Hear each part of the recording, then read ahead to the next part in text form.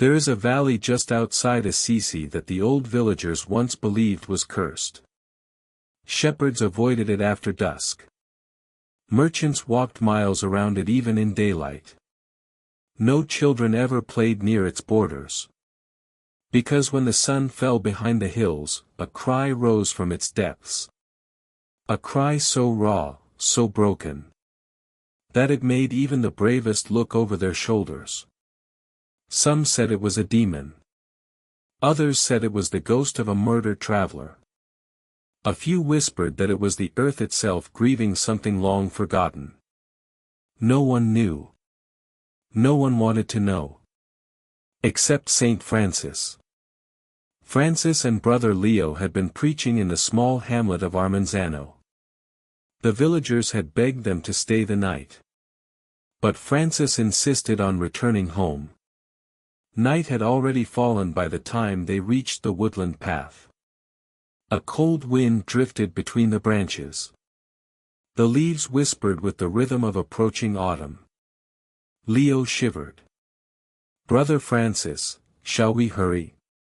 This path crosses near the valley." Francis only smiled gently. "Leo, creation is our family. We never need hurry past family." They walked in peaceful silence. Until the silence broke. It came without warning. A sound rose from the valley. So sudden. So violent. So filled with pain. That Leo staggered backward and covered his ears. It was not the howl of a wolf. Not the screech of a fox. Not the cry of any animal a human could name. It sounded like grief. Trying to tear its way into the world. Leo whispered, terrified. "That is not of this earth." Francis didn't move. He tilted his head, listening. And then he said something that chilled Leo more than the cry itself. "No creature cries like that unless it has loved deeply." Another cry tore through the valley. Lower. Longer. More tortured. Francis took a step forward. "Brother Francis. You can't go there. The people say." Francis raised a hand gently. "Leo. The people fear what they do not understand. But love has never harmed us." And he walked toward the sound. The descent into the valley felt like walking into another world. Fog clung low over the ground. The trees curved inward, forming a dark arch above them. The air grew so cold that Leo could see his breath. But Francis walked with quiet purpose. As if following a familiar call. Every few steps, the cry returned. Echoing off the stones. Vibrating in their chests. Pulling them deeper into the darkness. The closer they came, the harder it became to tell whether the cry belonged to a creature. Or something far more wounded. Leo whispered. "Brother Francis. What if this is not an animal? What if it is something unnatural?" Francis replied. "There is no creature in God's creation that love cannot reach." Then they saw it. In a small clearing, half hidden by fog. A huge shape crouched over the earth. Its back rose and fell in ragged rhythm. Its trembling shook the leaves around it.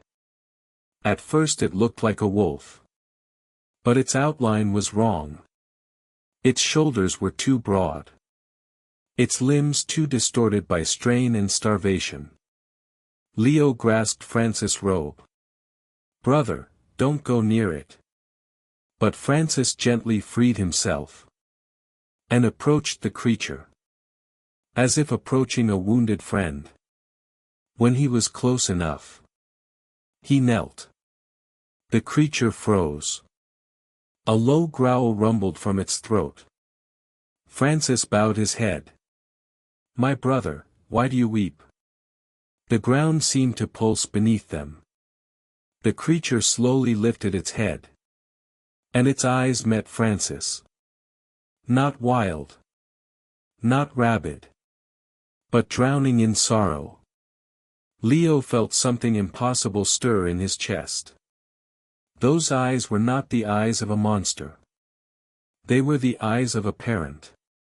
Francis looked at what lay near the creature's paws. Leo gasped. 3 small wolves. Thin, starved, curled together. Motionless. The creature nudged one with its nose. As if hoping it would wake. Francis whispered. Your little ones. The creature shuddered violently. And lowered its head. A grief so great that it twisted the body itself. Poured from the creature like a storm. Francis reached out his hand. Not to tame. Not to command. But to comfort. As his palm rested on the creature's head. The valley wind changed direction. No longer cold. But gentle. Like a sigh of the earth. Leo braced himself as the creature lifted its head. Then something happened that Leo would never forget. He did not hear words. He did not hear a growl. But meaning, pure meaning, poured into his mind. As if carried by the wind itself.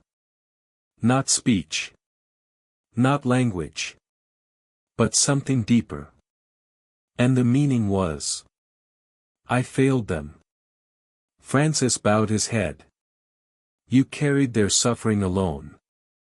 But you did not fail them. You loved them. The creature shuddered again. As if Francis' words were loosening chains wrapped around its soul. Francis placed both hands on the creature. Leo watched in awe and fear. Francis prayed quietly. Creator of all things. You know the cries of every mother and father. Of every creature that suffers. Free this one from the sorrow that twists its body. And clouds its spirit. The fog thickened. Then split. As if something unseen had lifted.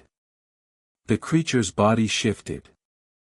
The unnatural distortion softened. The trembling eased. It became simply a wolf.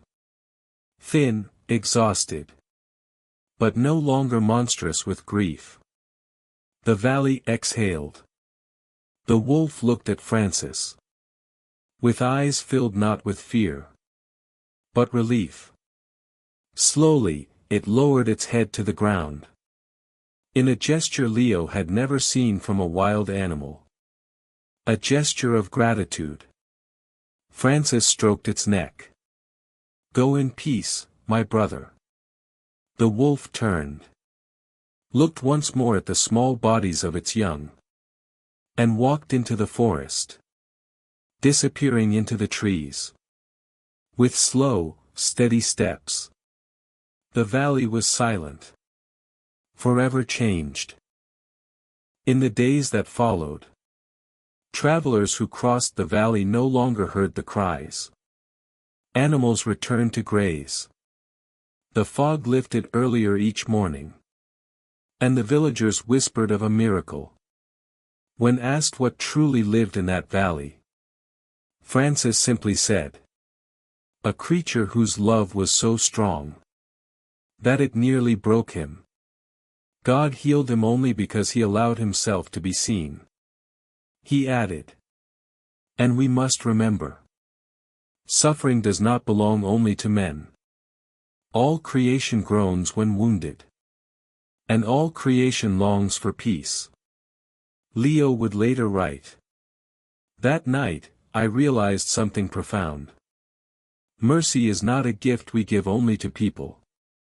It is a light meant for the entire world. For days after the encounter, the valley lay unnaturally quiet. Travelers who once hurried past with their heads down. Now stopped at its edge.